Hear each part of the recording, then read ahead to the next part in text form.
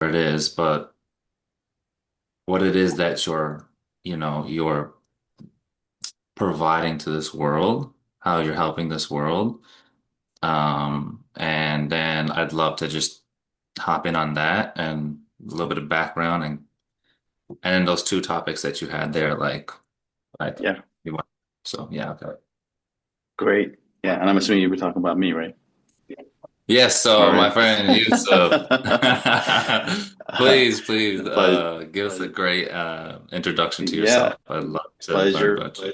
Pleasure meeting you, and thanks for the time. And I appreciate your presence and spending this time together. So, my name is Yusuf Mohammadi. I am an integrative primary care doctor out in Scottsdale, Arizona. I work as a concierge doctor, and we really focus on addressing our patients' needs, goals, desires, and their health and wellness to focusing on the root cause and addressing things as natural as possible. That's kind of a whole, in a sentence or two, is basically our mission and vision, if you will, and approach. But personally, as a human, I would say I love harmony. That's one thing I feel like really drives me, and I see when people are in sync, when there is alignment in goal, there is growth, there is love, there is support, there is respect. And everybody is moving harmoniously as a group, as a team, as a tribe, as a community together for the goal. It's really beautiful. So that lights me up. That is something I directly work toward. And there is a group that we have here in Scottsdale that's for wellness um, and health enthusiasts, and we do wellness events and we do social events, and I can dive into that further. But personally and professionally, it really lights me up to see people healthy and thrive, and just help each other elevate. So I'd love to hear a little bit about you, Mario. There is first off, thank you for sharing that. Um, I'm like seeing what like kind of flares up inside me, like resonates with myself, and I love when you said harmony. And I could even feel it like when you said it, like something about you is just like yes, inside yourself, you're like, yes, this is you, like harmony, building harmony. And when I hear that, I just when you say alignment, like there's so much life in that, right? Support, growth, harmony, like there's life in that alignment of things. So when there isn't that alignment, there's this separation. Not that there isn't life when there's separation, but there's just more life and expansion when we come into an alignment and harmony with that. So I love that you're bringing that expansion to the world, and that's a part of your mission. So thank you for doing that Thank work. you. Thank you. So me, put the spotlight a little bit on me. My name is Mario Silat. I am a conscious self-love and spiritual relationship coach. I really thrive on helping people see themselves inside. There's a space where we feel neglected, suppressed, rejected. There's something that has been pushed down and it wants to be seen. It wants to be felt. There's life there that needs to come out of us. And for whatever reason, whatever story, whatever conditioning, whatever program, uh, we make ourselves smaller and less worthy of great big things. We make ourselves feel less valuable of taking up space. And for me, that's what you call alignment. That's what expansion is. That's harmony. I'm bringing about uh this internal harmony within myself, so that way I have that to bring forth into the external world. So how I just see, just even listening to two of us, like there's a play of like internal harmony and external harmony, right? I love going into myself, whether that's my past, whatever that may be for whoever, and finding parts of myself that feel small. that feel unseen, that feel um, not acknowledged, and bringing light and recognizing that and making them feel really big. So I am a conscious self-love and spiritual relationship coach, and I'm from Amazing. Newfoundland, Canada. Okay, amazing. I have seen that on the map, and it looked very cold. It has its plus and minuses, so It's a good time now. yeah. It's Mm, amazing. Well, thank you for sharing that. I think you're welcome.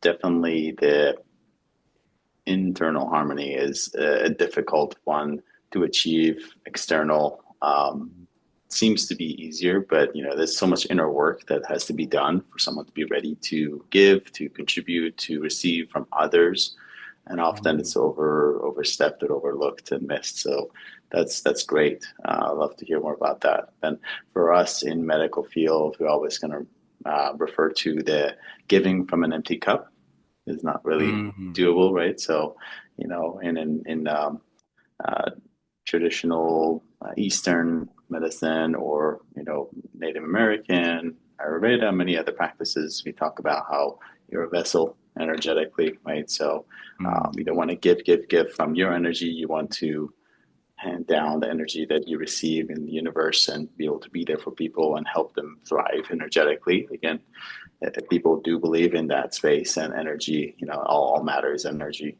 But I think it's beautiful to kind of know your internal space and the external space and have respect for both worlds. Mm. I do like uh so you have your own space and you have a background in mm, you would say external medicines. Can I say that? We could say holistic medicine, easier. Holistic medicine, right? Because to me, medicine can be as simple as movement. It can be as Yep. simple as food. I know for us in America, very Western, it's very like substance, which is like pills Mm-hmm. some kind of liquids or a one take fix all type thing versus a state of being, a state of lifestyle, and the things Right. that match become medicine from my understanding. So tell me a little bit, how did you even get to into that? Because that's so difficult for people to, when they're in a state of being like, so I come from the ghetto. I don't know if anyone that's watching this knows what even the ghetto is, but like, it's just a very Please positive share about mindset. you. I mean, please share about what you like to this. Well, we like to share. So, and I'm happy to share about my little journey in regards to getting involved with the holistic approach too. Okay. To just to play off what you gave me, actually, I went to university and I went to university to become a psychologist. And within my second year, uh, I adopted a whole new understanding of what that meant. And then there's a whole like there's years of med school that you have to do. And uh I come from a background of depression and suicidal and poverty and abuse and self-loathing, self-hatred, self-defeat, just everything that could be destructive of the self. And in the process of learning to heal like my family's, generational pain and trauma and going through my lineage of bringing love to those spaces where my family never did that. Um, I notice all the people around me use um, drugs as a way of coping, but it's a way of numbing out what needs to get out. And and I managed just to through very, very in the times there were very uncomfortable truths, experiences, and conversations that I had with myself, of actually sitting down with all that negative self-talk and negative self-belief and all that. I just sat down and I was like, I looked at it and I was like, oh my God, I can't imagine what would it be like if someone talked to me like that. If someone said all those negative things to me, like how could I feel good? How could I even get out of that? I would just be like, oh, okay, yes, this is all I am. Okay, okay. And then become so small that I realized when I looked at myself and I was repeating all the words that everyone said to me, I was like, my gosh, someone please give this guy a hug. Like I was just like, someone please love this man. Someone please just hug him. Someone please listen to him. Someone just please someone. And I was begging and there was no one there. And then for whatever reason, I was there. And I was just like, well, I'm gonna make a vow to myself. I'll never, never be in this position where I'm gonna hate myself like this. I was like, I'm gonna love myself like no one's ever loved me ever before in my life. And then this depression, this anger, this criticism just is like, oh, stop that love, I'm melting. It was like a vampire in light, Hmm. right? That dark part of me was getting light and it was burning. And I was like, oh my God, I got a chance to win. And then so I kept doing that, and that's what got me away from I guess you can say the Western world of like Coping. drugs and prescriptions and things like that. Because I come from the ghetto. I was conditioned to use those things, right? And I became the victim. Like I'm supposed to use these things, right? I'm using these things because the world's a terrible place, not because of anything with me, right? And in order to survive in this world, I need these things. But then I wasn't surviving in here. I was destroying it. And then so I actually dropped out of university and I became very proactive and excited in the world of self-love and wellness and self-development, growth, all these things. Self, right? Growing from that space. And when you come from that space, even if I'm sure like you yourself, you could have a client that is like, hey, you meet them and you're like, hey man, this thing will help you. And if they're unable to receive that, it doesn't matter how amazing of a product that is. It doesn't matter how amazing the results will be. Yeah, This very is true. the thing. Listen, I have this thing. It's this thing and it's for you. It will fix it. And they're just like, no, I'm not worthy of it. No, no, I'm supposed to be less val. No, no, I'm supposed to not care about myself. I'm not so they can't receive that space of just a better life. So then if we can, which is my side, it's like if I can just get myself to a space where I can receive something, then the external world's going to really open up to an array of beautiful um tools and practices and medicines and different like that that's going to help you amplify that healing to a place where hopefully one day it's not you don't become dependent on that, but you're like, oh well, I actually don't need these things. Like I'm so good now. Where when did this happen? I'm happy now. I'm healthy now. What? And Hmm. so I like that because I'm going off yours. I was anti just prescription, anti-drugs, anti all that. I wanted to be able to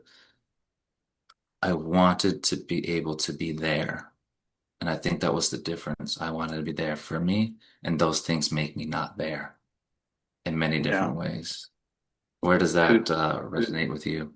Yeah, kudos to for you to make such a journey from where you were to now, and it takes a lot of courage, takes a lot of introspection. So, and a lot of our patients are not there, and like you said, whether it's a friend, a colleague, a patient, a client, we um, see and meet them where they are, right? So, like you said, Mhm. if they're not ready to receive, it doesn't matter what you have to offer.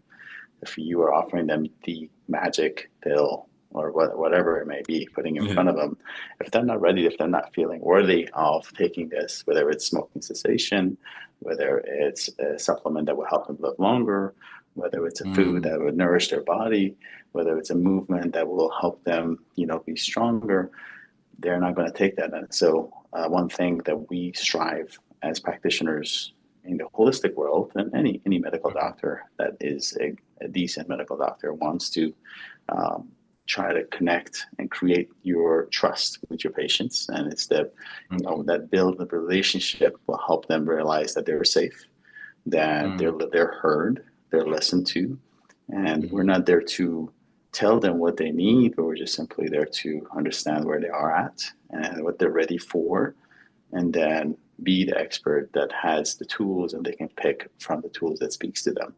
And sometimes, like I said, you're just not ready because you've not done the inner work of the self worth, self love, and we are with ourselves 24/7. So if we can't yeah. love ourselves, then no one else can. And so I think it's like the denominator is us. And so Mm, and we have a ton of resources when it comes to wellness, whether it's emotional wellness, pain, or other things that are specifically surrounding therapies that will help people connect with coaches of different practices and modalities so that they can actually appreciate how they can appreciate the self-worth and self-love, because not all ailments are physical. Some of them are mm, emotional, some of them are spiritual, some of them are, related to the environment outside, some of them are internal, mindset. So, yeah, I think that definitely resonates. And um, for me, the beauty of my line of work is that I have more tools in the toolbox when someone comes to me with concerns about something specific, and that will help me have additional things that I can offer them. But it would behoove mm, me to just tell them what they need without knowing that they are ready or where they're at in their process of healing. mm. I love that.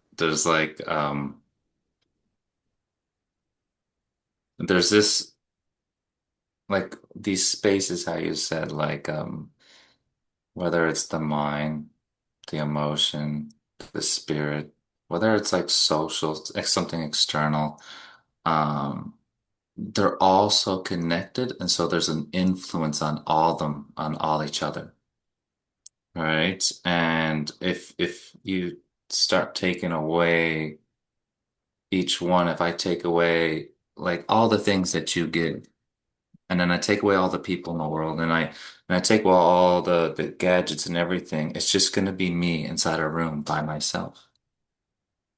And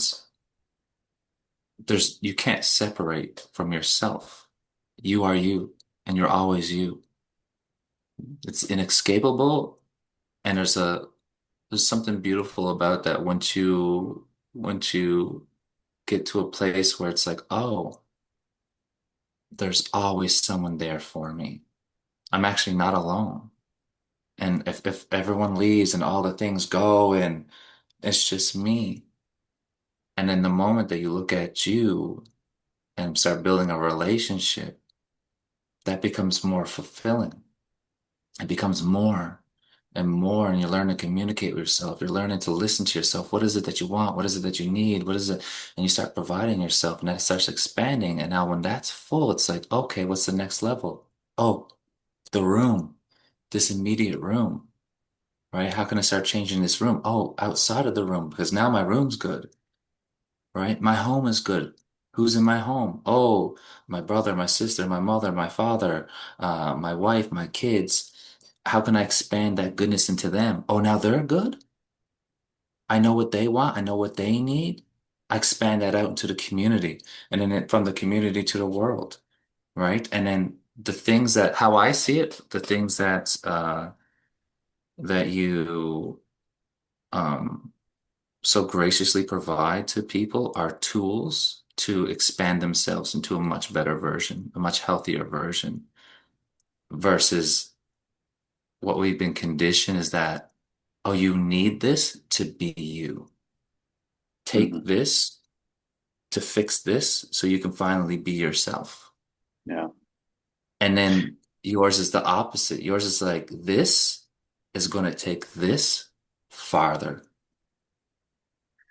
And and going back to worth, right? Like babies, infants, when they're born, nobody is, questioning their worth, right? They're not saying, "Am I lovable?" Like everybody loves the baby, everybody, Yeah. they're not going to quit on the baby trying to walk, right? They're like, "No, my baby's going to walk. It's not going to be a non-walker." Like they're going to give all the love, all the effort, there's no judging. So I think at some point during the process, given our traumas in the past, we stop believing that we're worth it of the love, at least our own love, right? Our self love Mhm. and the worth. And so, one of the practices that I think I love practices that are free because they're so powerful and cost you nothing. And Mhm. sometimes it's some of the most effective practices. And we'll talk about pain a bit later, but this applies to emotional wellness and many other things. But some of the pains are emotional, and we call them somatic presentations of certain Mhm. conditions. And so um, I tell people, I'm like, hey, if you don't have anybody, no problem. If you don't have pen and paper, no problem. If you've Mhm. got nothing in your hands, not a problem. But you can sit in a room and you can simply express how you feel by words, Yes. and just say the things, and express how you feel, express why you feel the way you feel, or just, verbally. And that's therapeutic. Just expressing, like the same way you talk to someone, many times therapies are really helpful to, express emotional stress with someone who's a therapist. But you don't really need someone else there sometimes. You can just simply energetically express how you feel, and there is healing in that, and just kind of just stating what is it that you're making you feel down, what is it that making you feel stressed, or whatnot. And it's, again, it's completely free. The same reason that exercise is one of my favorite ways to cope. We talked about some unhealthy ways of coping and some of the things that you've, grown and, learned and pivoted from. And it's been beautiful to see that transformation. Movement and exercise is completely free. And it could be as simple as going for a walk, taking a breath in fresh outdoor space, getting some sunshine in your eyes, and just being thankful that you're breathing, your heart's beating, and you are alive. And it could just take 5 minutes of a stroll, and your physiology changes, your mindset changes, your thoughts change. The problem may still be there, but you will have an internal belief and physiology that's different, maybe more ready to deal with that issue now, potentially, or be a little bit lighter. So do you feel like the external movement of the body, because there's like a visual stimuli of things changing, that the body's also changing physically somehow. And therefore, because there's change happening, versus if I was just in a room by myself, laying in bed, it's a dark room, and nothing is changing. There's nothing to stimulate a different story. And therefore, if I'm just stuck in this one story, I can't get out of it. There's nothing really to move. There's no energy moving to shift that storyline. But if you can just move your body to somehow, to some, I, I I love when you say like it just takes 5 minutes. For me, it used to be just I just need to get out of the bed and shower. That used to be the biggest win of my life, which now people Love look at showers. me, yeah. My shower is like my ritual. As soon as I get up in De-stress. the Yep. morning, I just Amen. I'm visualizing myself just like, okay, all this negative, I'm literally washing my body. Oh yeah. All the dirt that's on my body is going down the drain away from me, and I don't ever have to deal with that dirt again. And I'm Yep. mentally thinking that too. I'm like, okay, all this, what this things that I'm like, I'm just stuck on. Oh, he said this, she said that, whatever. Okay, it's not mine. It's going down the drain, whatever. And the moment I step out of this shower, I'm clean. My mind is clean. I'm ready. What's the next thing I want to say? What's the next thing I want to put on? And now I'm in charge. Now I'm in power. All right. And I'm making choices. But it started from me just making a choice of being like, I just have to get out of bed. Yeah, I think I just have to that's move. beautiful.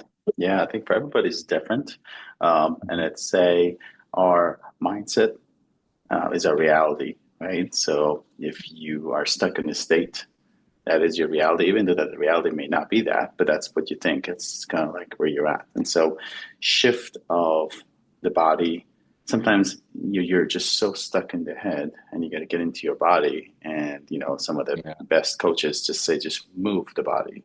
From motion comes emotion. And, as Tony Robbins and some of the other coaches talk about this. And I love that because sometimes you're just so stuck and you cannot let go.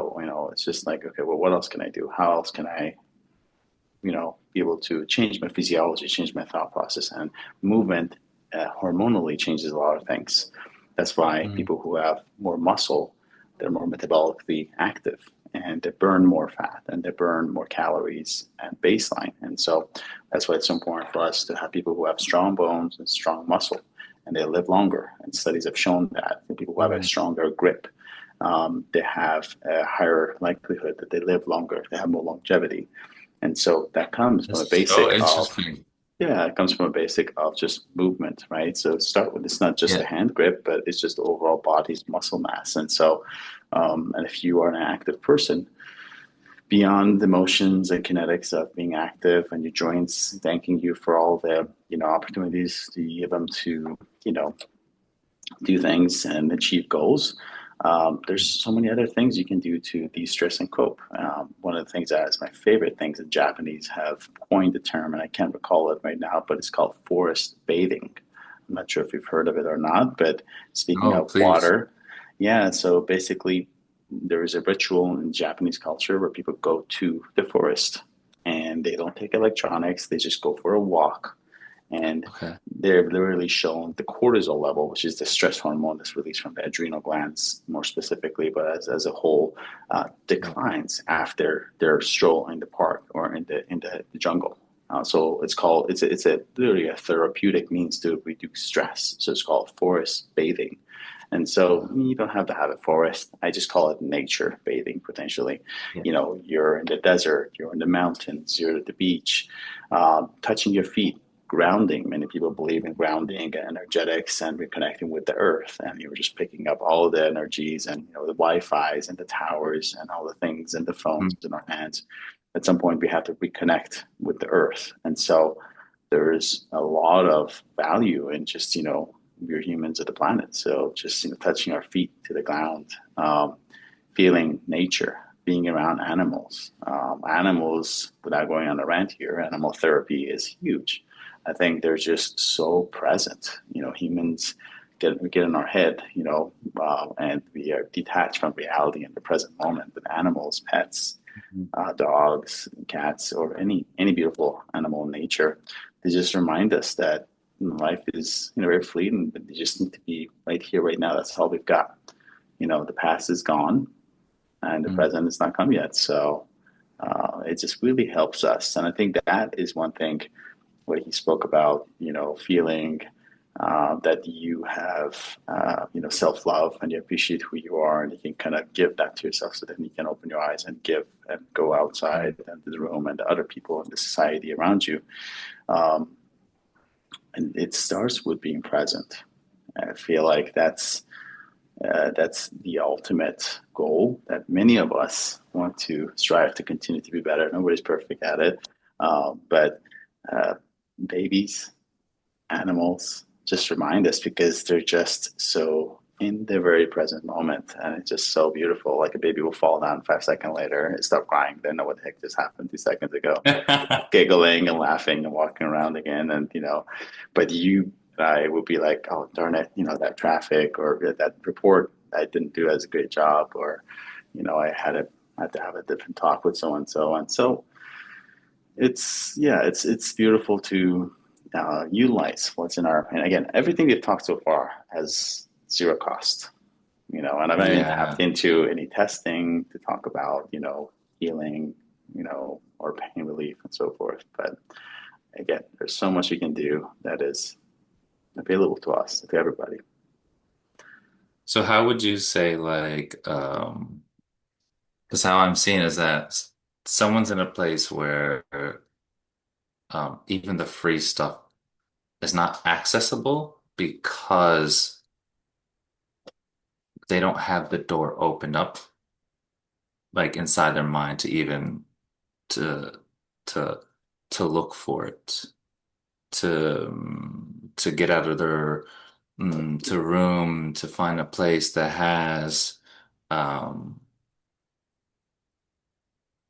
uh I know the biggest concern for most people tends to be money, right? And I've realized that it, I used to just,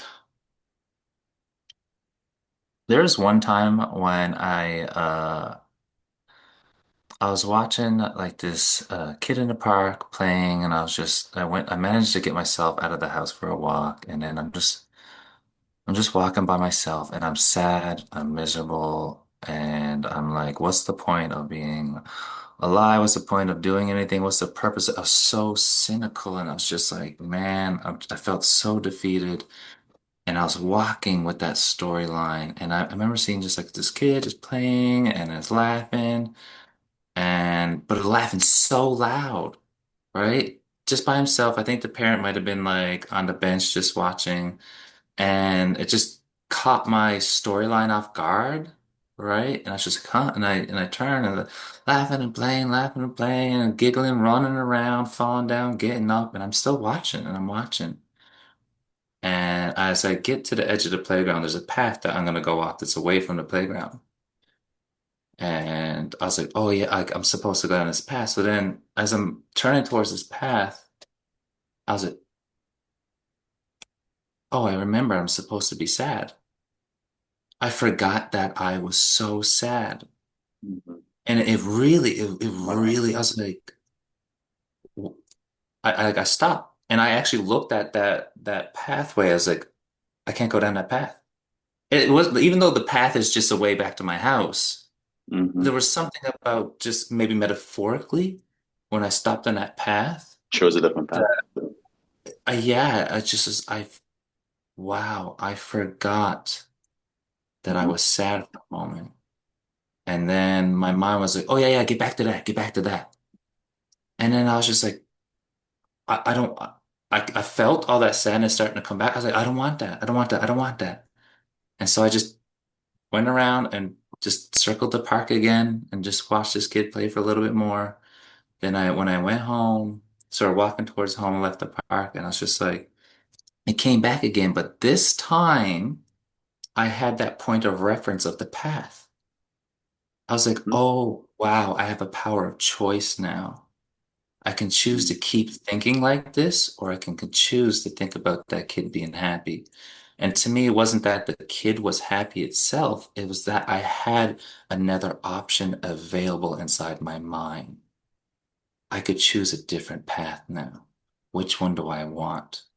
So I would love just to hear like on your expertise of opening up new pathways to like a new healthier self, a new way of understanding medicine and things like that. What would be your um like some advice, some words of some wisdom there for people that are in that defining moment?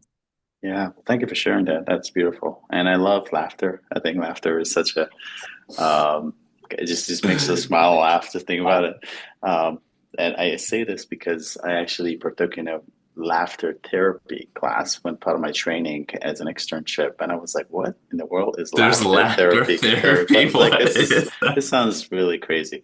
And sure enough, we had a well-trained doctor walk into the room. He was a cardiologist, like a very well trained, like a heart surgeon, and he had just dedicated his life after his wife got saved by one of the holistic doctors to just doing laughter therapy. And I was like, what? And so we experienced this firsthand. And if you've ever done a laughter therapy, I don't want to spoil it for you. You just have to experience it firsthand, and it's just Okay. bananas. And I mean, it's just like there is something about seeing other smiles, other people's faces, just like, and even babies too, right? Just as adults, when we see someone laughing and smiling, it just lights us up. And imagine if you're also laughing, like deep Billy, primal laugh. And then someone else starts laughing, and then they're laughing at you, and you're laughing at them, and then someone else is laughing at you, and it just explodes. And just like when you see like good comedy, sometimes the person's just standing there and they start laughing and you start laughing at their laughter, and it's just, again, it's completely free. It's just, and it just releases oxytocin and good feeling endorphins, and just all positive hormones in the brain that makes you feel good.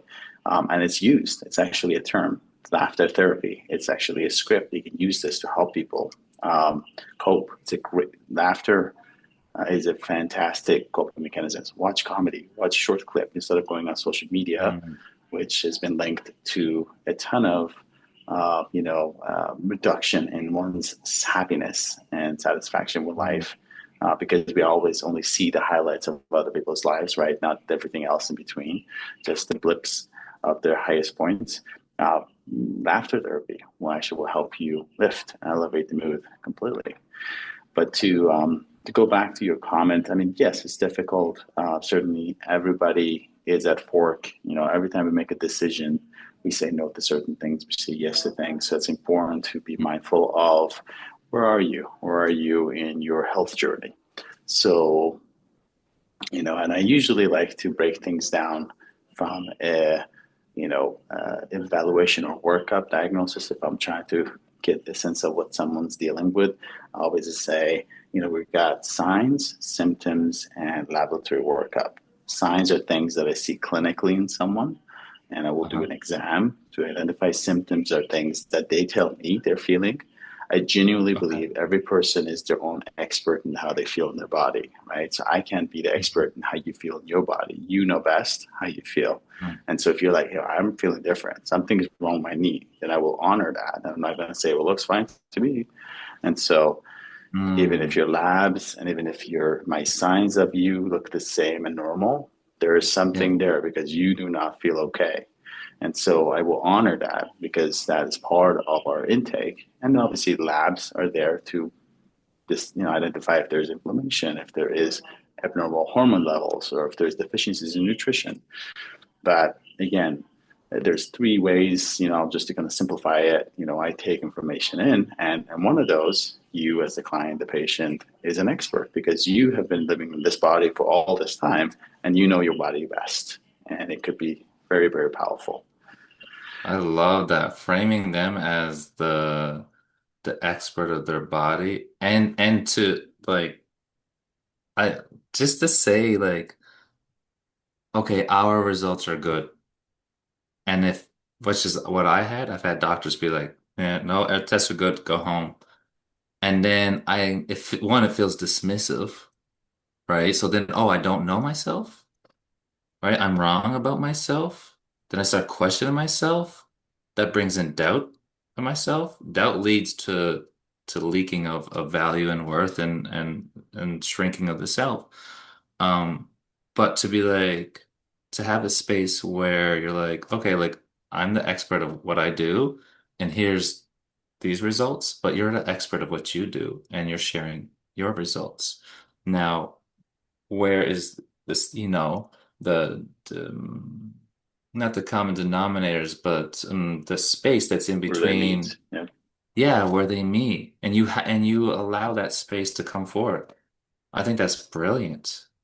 Yeah, I think it's important for us to be humble enough to know that nobody knows it all. And so the body is very wise. The body is very um, just a miraculous machine of healing. And so there's a great number of books written by Dr. Andrew Weil, who's been known as the father of holistic medicine in the U.S. and integrative medicine. Okay. And he's out of Tucson, and he's still with us, and just a brilliant man. But he's written a lot of books about healing, body's power of self healing.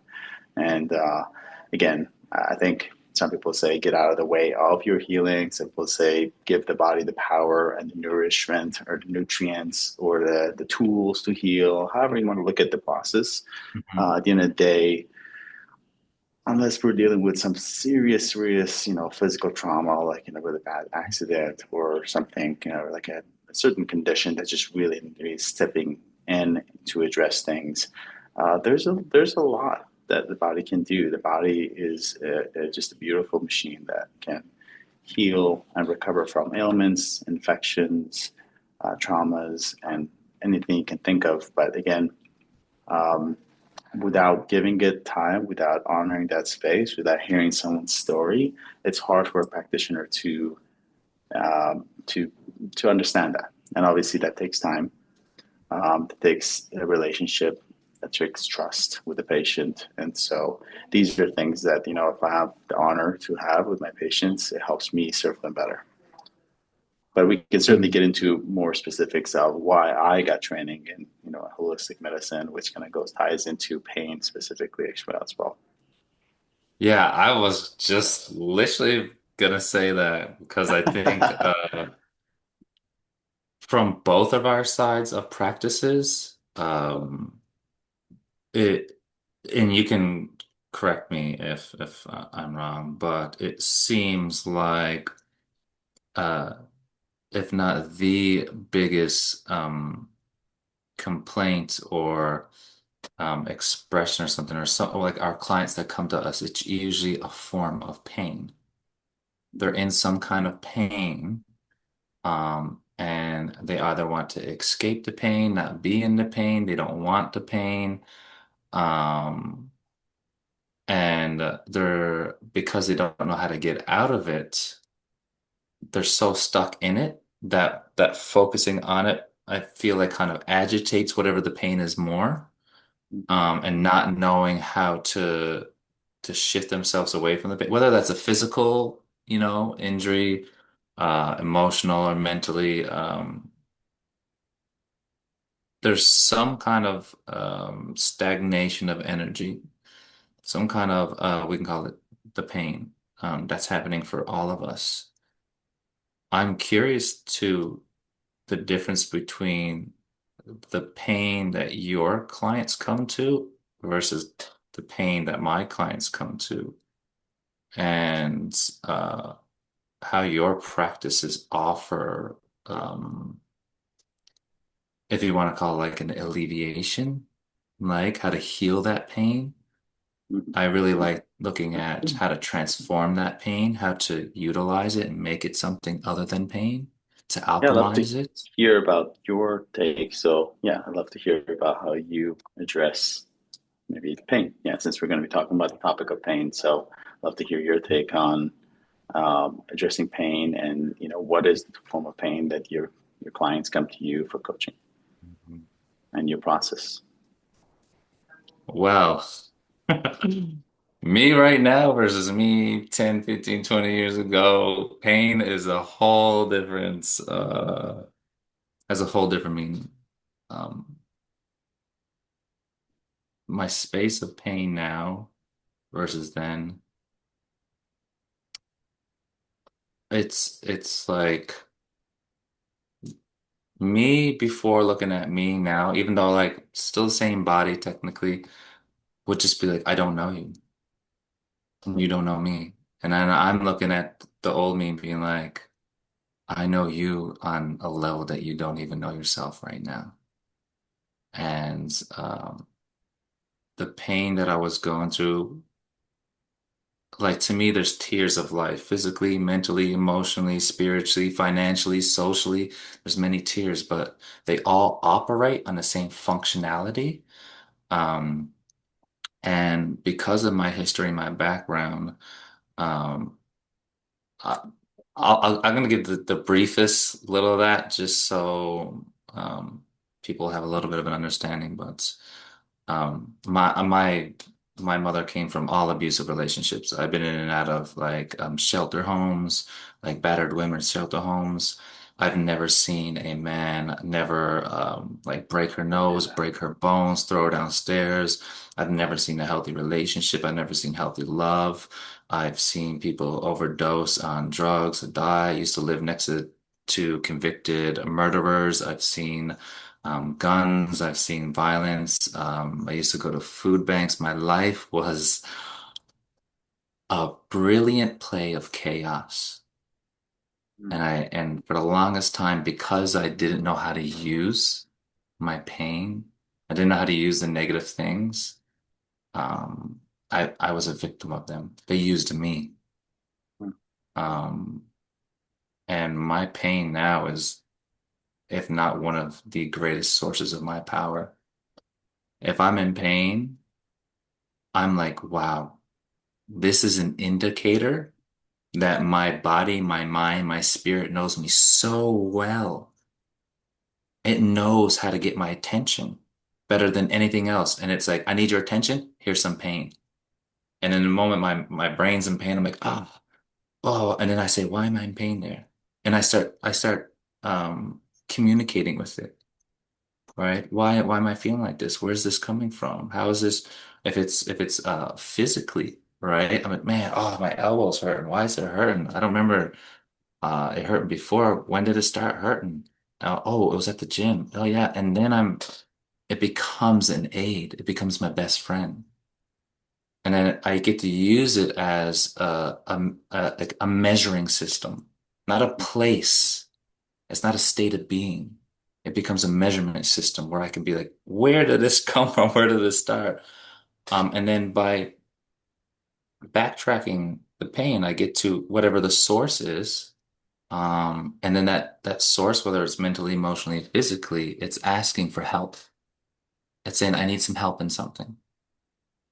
Um, and then I'm the one who's going to be providing that help.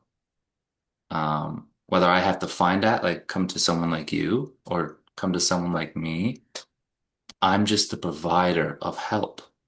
I don't Mhm. have to be the one that does the help, but I can be the provider or the plug or the connector of help. Either way, I'm getting the help and I'm going to get alleviated from that pain. So usually my clients come to me, um, and the biggest pain point is it's an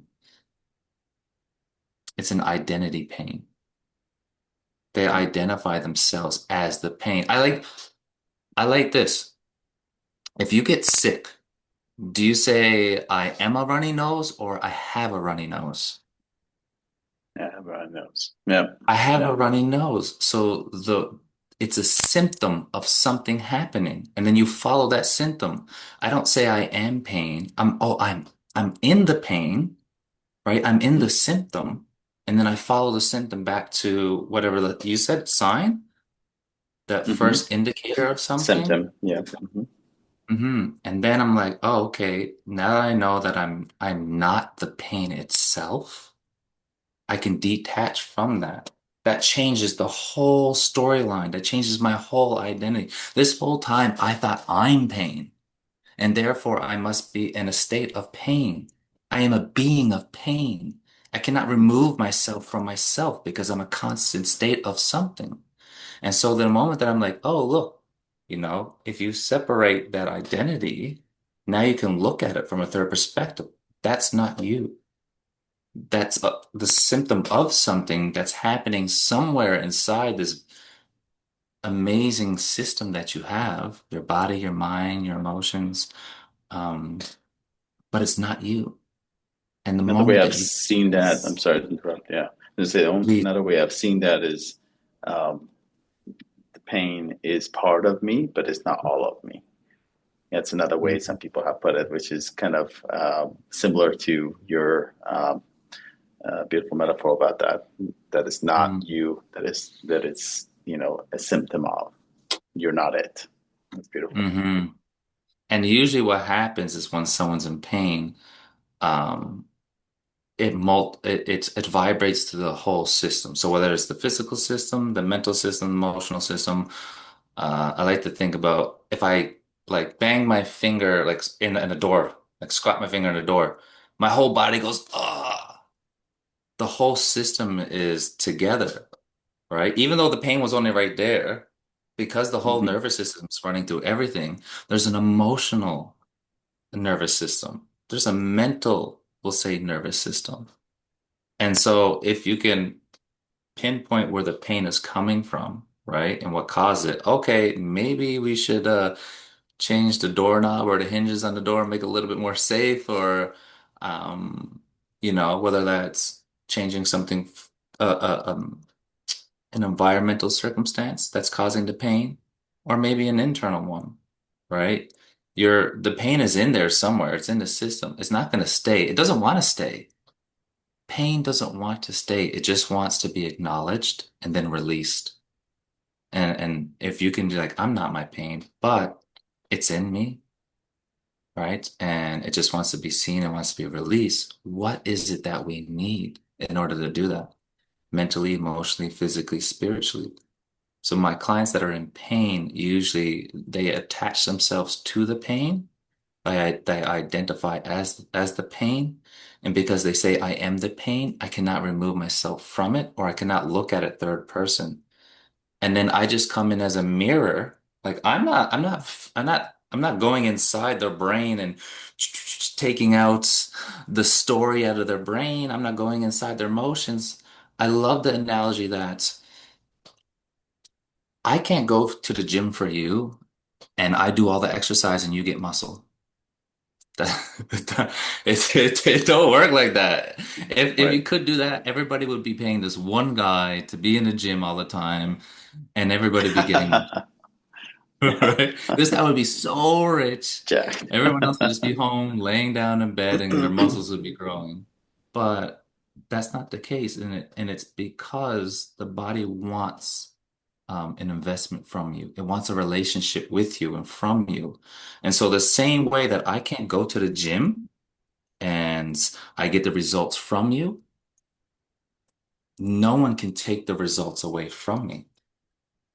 I earn my muscle. I earn my fat loss. I earned that by building a relationship with myself, showing up with myself, being there for myself, saying, "Hey, look, I care about you so much to not go down that path. I'm going down this path." And that's just this shifting of what pain is, getting out of the identity. That can be the same thing for I would love to pass it off for you, but um there is such a difference between like Western and Eastern, um, just the understanding of medicine itself and how it's practiced.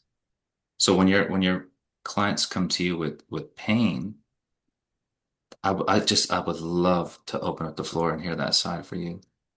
Sure. Well, thank you for sharing that. That's beautiful. And again, I love that analogy that you are not pain, and it's a symptom of something that's happening.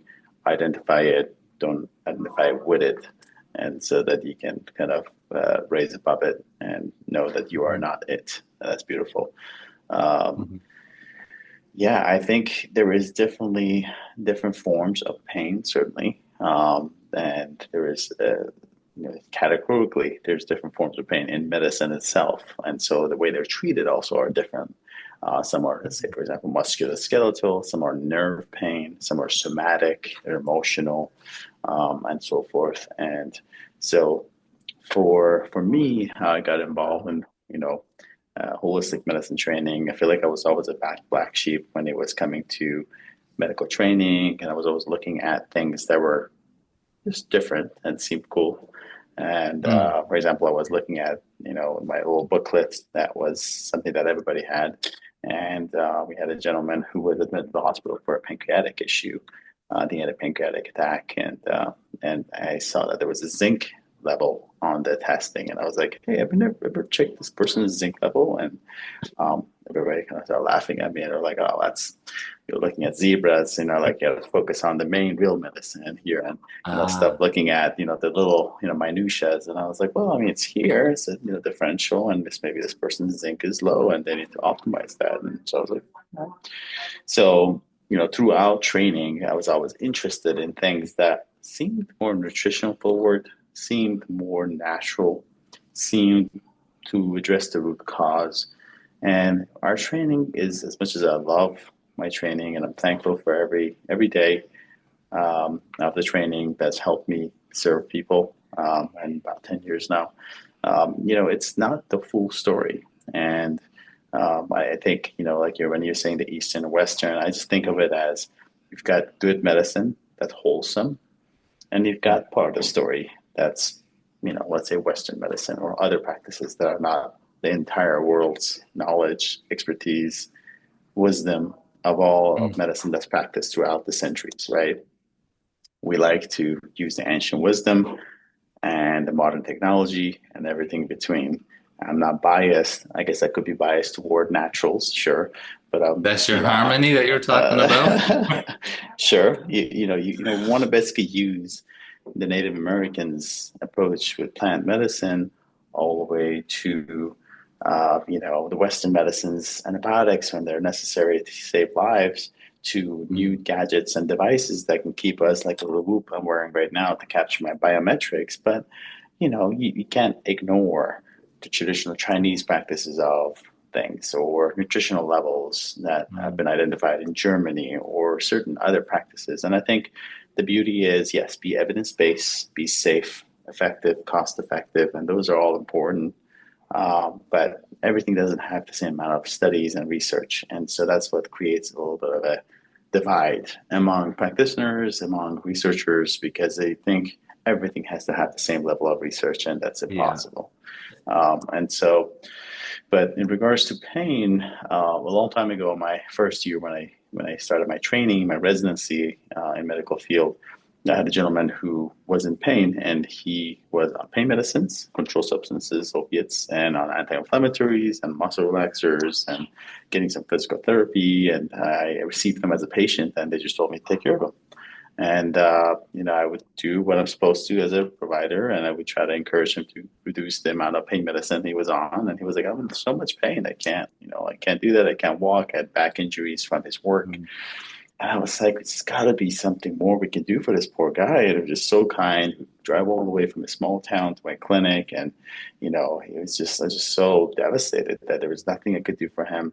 And I was like, "There's got to be more to the story." And so one of our medical directors at the time was like, "Look at Dr. Andrew Wild's practice," and acupuncture came up, and I was like, "Oh, okay." And body's natural way of healing, and his books, and so I just started digging, and it was like, "Oh my God, I got to do externship." And so I took a month out and went out there in Tucson, Arizona, and got exposed to everything from you know yoga therapy all the way to shamanism to acupuncture to Mm. botanicals, and I was like, there's no unseeing that once you see that. And so I was like, oh my God, so there's Western medicine, that's wonderful, that's part of it, and then there is so much Mm. more that I'm not trained in. So really humbled me.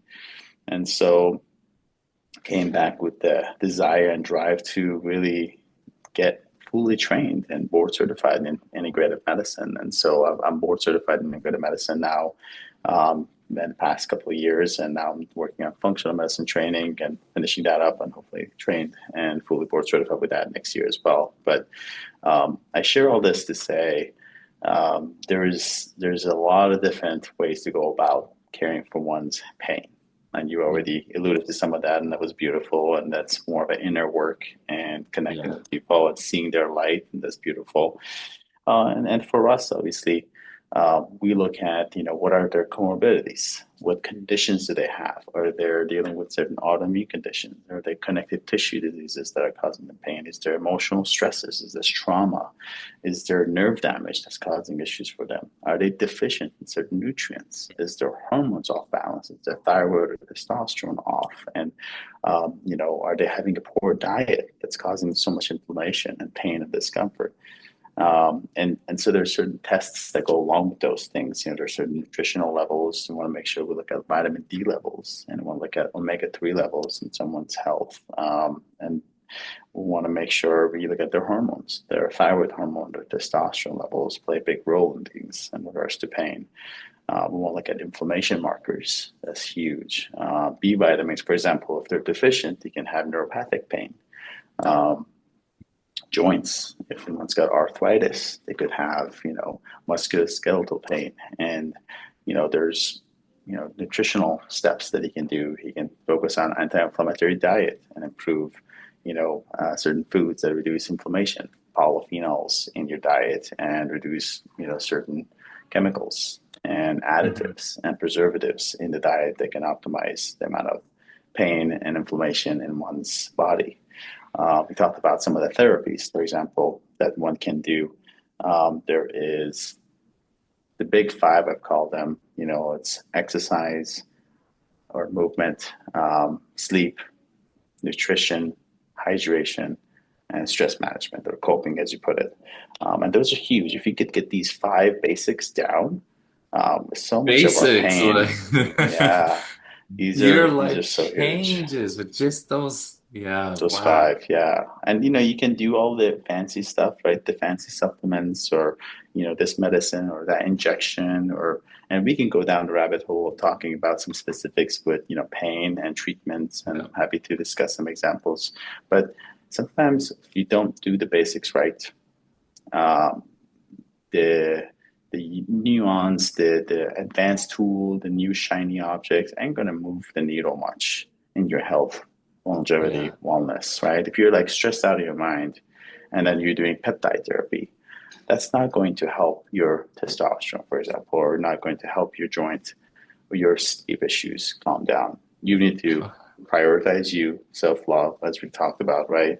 Mhm. Um, and see what are you doing that's not aligned with what your body, your mind, your soul needs? And granted, there are moments in life that just not, controllable, right? If you're a new parent and the baby's Yep. crying nonstop and you got to sacrifice, and that is what it is.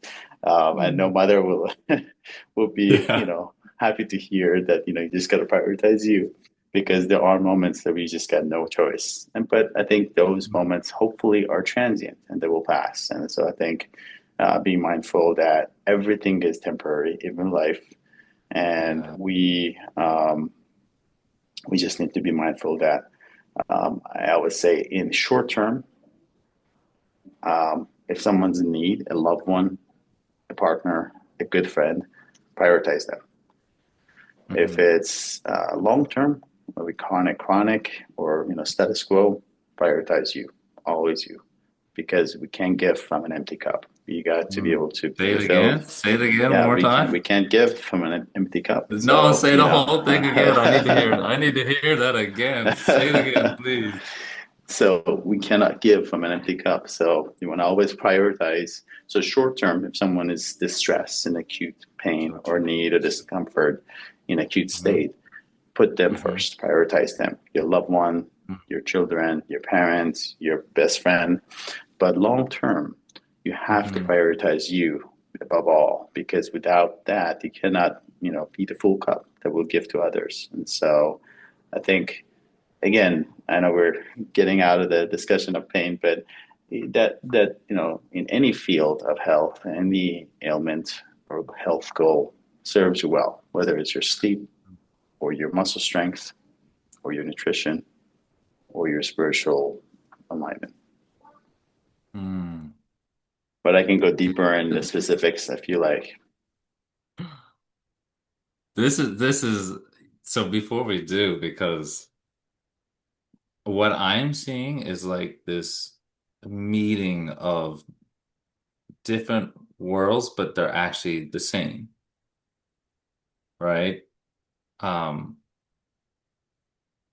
and the perspective on those worlds have been viewed differently, but are the same, or well, similar at least. Um, to me, I see like you are me, but you took the route of getting certified. You continue going that route. I didn't. I was just like, okay, I couldn't even do good in school because inside I wasn't even worthy of passing. I wasn't even I'm uneducated. I don't come from education. I'm dumb. I'm illiterate. I don't. I can't get myself to pass. I can't even get myself to concentrate on doing those things, um, because that's not who I am. Um, and then, fast forward, I am in a space now where I'm traveling the world and I go to different countries, different cities, and I've built an incredible business with some incredible business partners. I met some amazing clients, and I've shifted lives, and I've shifted not just my own, but like I've expanded myself into the world that allows um, my weakness to become my literally my greatest strength. And so I'm and someone else might look at me and be like, "Oh, I'm highly educated. I'm highly self-taught. I learn. I love to learn. I love to grow. I'm in a constant state of just absorbing information like it's like a bottomless pit." Yeah, education Um, doesn't have to be structured. So I think you definitely can be educated and not go through formal training. And I've seen mm, so many people who have all the titles and they're not able to back that up. But I've seen so many people who don't have all the titles and they have so much more knowledge than you can imagine. So I think very much believer of education is every little second could be an education, every experience, bumping your finger into jamming your finger in the door, it could be an education, what not to do next time. So I think it's all education. Yeah, that's beautiful, man. And, we're all a drop in the ocean. I always see the dichotomy or the duality of we're all the same, but we're mm, all very unique. We're all just a bottom. We're just all just a drop in the ocean. And so we're just so insignificant, with us mm. here or not here, it doesn't make a difference. But at the same time, it is every one of us that makes the ocean. So it's kind of like, so it We does need every matter. drop. And everyone, yeah. And then every one of us is different in so many ways and so unique and so beautiful. And so, yeah, so I'm thankful for your presence and sharing your gift. And I'm excited that you're able to, you know, get to this place so that they can give and enlighten and guide other people. I would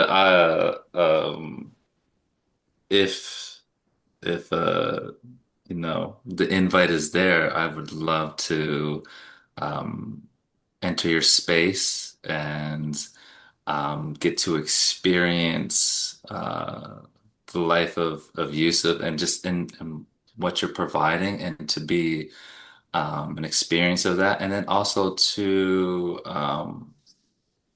if you'd allow me to share my value with you and see if I could expand um, yourself and your clients, because this is truly what it's about anyways. It's Hmm. um, this is what gets me out of my bed. This is what gets me out of my room. This is what I know when we talk about purpose and passion, sometimes it seems a little bit grand, right? And some people are like, oh, well, I don't have a purpose because I'm not serving the whole world. I'm not saving everyone. And just anyone that feels like that, your purpose is just a decision that you're making. And if you can align that with um, bringing something of value to your life and to the world around you, that's purpose. And to me, passion is just, it usually comes from suffering. You're in suffering, I'm in suffering. Everything that I uh uh everything that I do has come from my pain. Everything that I've done has come from my suffering. And all the work I've done was because of that suffering. There's a part of me that was literally screaming to me, I need attention, I need help, I need love, I need to be seen, I need to be heard, I need to be felt. And then I just listened to them. And then I started providing to them. And I did it so well that I became full. And now, because I know how to do that so well with myself, I can now offer that to the world. And now my pain and suffering is not just mine. It expanded outside of myself into healing and love for everyone. And I guarantee that you did not go through some bumps or scrapes or bruises along the way to provide this care, this love, this nurturing in your practices. Like, to me, that is the first thing I could really say to that, because I sometimes we we do things and we give and we don't quite get recognized for it. And I don't, although you you offer um so many, like I don't want to just make it to just uh physical things like just medicine or therapy, because wellness is like a it's the being, it's like a state, and there's in many parts of it. Yeah, But I know you, in order to get to who you are right now in this moment, looking at me, you didn't just appear here with all the knowledge. There were right. sacrifices, there was challenges, there was roadblocks, there was adversities that allowed you to earn that, to Hmm. require that information and knowledge and wisdom in order to be in front of me, in front of your clients. Like it's the life that was sacrificed in order to get that knowledge that makes that knowledge valuable. Because there's all types of AI and you just go and Google symptoms and everything. We've been doing that for a long time, and a lot of us are not better, right? But when you can recognize the life behind the knowledge, right? There's a person in that information. There's a connection in that information that allows me to open up to what it is that you have to offer. And that's the real value in it. So I would love to hear more about your practices and things um, that you provide for clients that are in pain. Yeah, I appreciate that, man. And yeah, we definitely maybe we can do a part two where you're actually at the office, and we're happy to have you at the place. And so I go more deeper into the specifics of it. But Mm. yeah, I would say definitely um, the the presence makes a difference, and the fact that we go through pain and are present in the process is how you connect with people, right? So if you've not gone through something, you're not as able to have compassion or for that Mhm. person who's going through it and actually have a really true understanding. I've been through some ailments, health related crises in the past, and you've gone through some, as far as growth, self worth, internal work, all the things that has helped us get to where we're at now. But then that will Mhm. help you be an expert, be the coach, be the leader, because you've gone through those things. And I think that it's to me when I hear or reflect on struggle or the pain of a journey, it's sometimes it's exciting. Like okay, this is how you get stronger. Like the muscle at the gym has little micro tears when you lift the weights because that's how it's trying to grow. And it did know it did you know, it, nothing comes from nothing. So you have to take steps, and that's the Mhm. effort, the sacrifice, the work, however you want to put that, and that will help us go forward, expand, grow, give back, and kind of build what you're trying to do. And so, I've been thankful for having the opportunity to obviously learn and give back, but also been pretty humbled. The more you know, the more you realize you know nothing. And that's always Mm. really fascinating, I think. No, Yeah, it's really it's funny the because I truest think thing.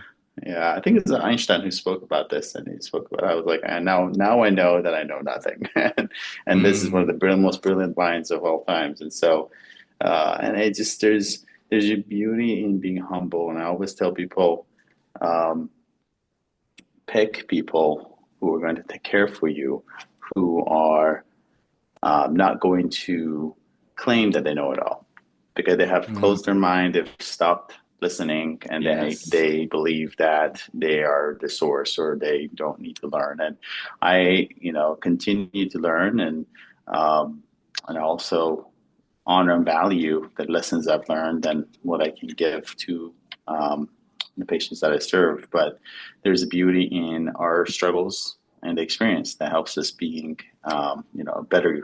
better in caring for others.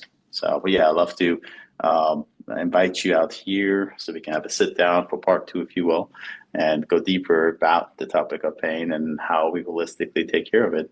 And I'm thankful for you sharing the space and time today. Wow.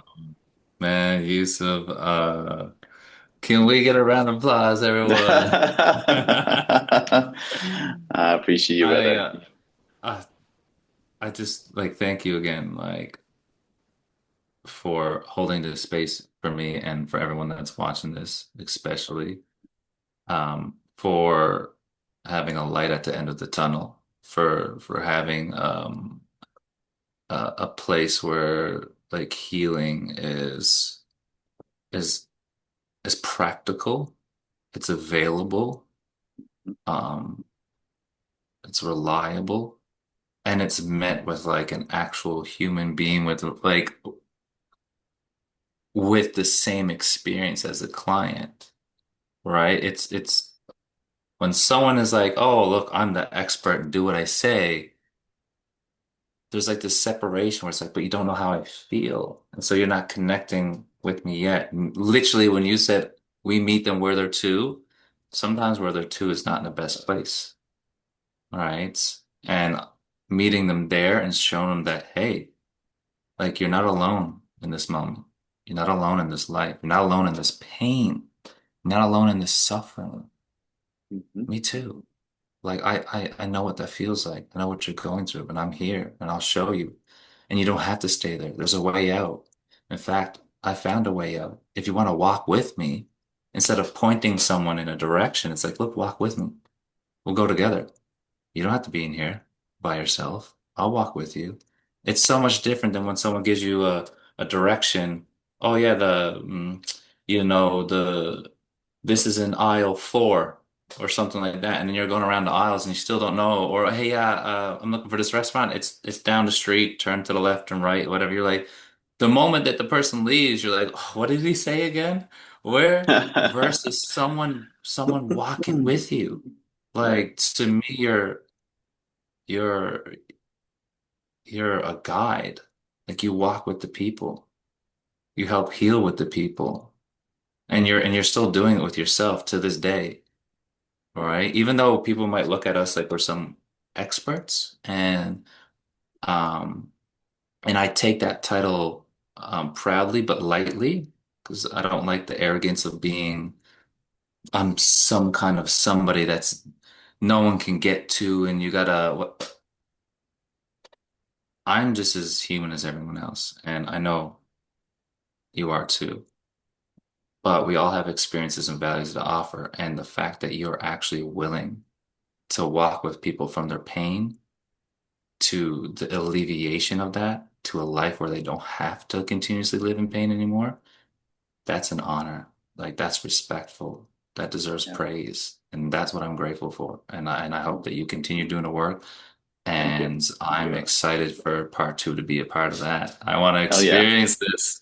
Hell yeah. I appreciate you. Yeah, it's gonna be fun. So I think we'll definitely um, talk and go back and forth and get into some nitty gritty next time. So, but thank you for your space. Thank you for the time, and look forward to seeing you soon. I will give you two resources, or Mhm. whoever is Yes, listening, please. for integrative medicine. For there is obviously, like you mentioned, cost could be an issue for some individuals, and so it's always great to have resources that are not necessarily expensive or supplements or practices. And so I Mhm. am for us. So I as Indigo, M as Mary, number four, U as Umbrella, M as Mary, is a great organization for integrative medicine that's available to all. And then Mhm. also NIH, National Institute of Health, also has a complementary alternative medicine um, subdivision and or CAM, CAM. And so you can look up NIH, CAM, and again, see some herbs, see some supplement. They're very conservative, but it's a good start for people who are like just dipping their toes into, okay, what else is out there that I can do that's beyond the Western medicine? We love And Western, but what we if need to people know the want to find rest. you? Sure. So I am at Lifescape, which is Lifescape Premier in Scottsdale, North Scottsdale, in Arizona. And Mhm. then my handle on Instagram is Yusuf Mohammadi, MD. And we also have a group that does wellness and social events, and that is called Authentic Curated Experiences, all one word. And also, that's also on Instagram. So we'll love to see you. We'll love to hear your story and serve you if we can. Yeah, absolutely. I'll grab those links from you and we'll make them accessible for everyone that's watching that. Anyone that Absolutely. is Please tell us how we can find you and, consult with you. Right. yes. So I'm on Instagram, like any social medias is Mario Silot. MarioSilot coaching. So Mario Silot coaching. I would love to offer if I can just I have a book that helps. I have a book that mm, I have a book, The Mindful Farmer, How to Grow Your Inner Tree of Fulfillment. And Amazing. it's about really growing from the inside out. And you can get that at themindfulfarmer.ca/free chapter. And it's on self-worth. I think it's the greatest start for all of us. We can all add a little bit more worth into our life or understand how much more worthy we really are. I do have a retreat coming up in Sedona, Arizona on September 13th. And that is Awaken Your Soul Worth. I'm so excited for this. Amazing. Getting people to a place where they can really where they can rewrite that story, that past, that history, and step into a place right now where they're embodying their self-worth and their self-value, and they're no longer overgiving, they're no longer exhausted, they're no longer negotiating their worth and their value, and coming to a place in a community where where they're seen and they're heard and felt and have people to guide with them. So we'll have the links for that. I'll share with you. Perfect. Yeah, we'll definitely make sure our audience also get to see that, kind of find you. Awesome. Thank you, Thank you, man. Yusuf. Thanks, brother. Appreciate you. Till Many next time. blessings and wishing you much health. Thank you. All right. I think we can stay on. She'll edit it. Okay. Okay. Awesome, man. Yeah, Appreciate it. That was great. that's so good. Oh, she's here. Oh yeah, I was You're still listening. here alive. Yeah, still like Nice.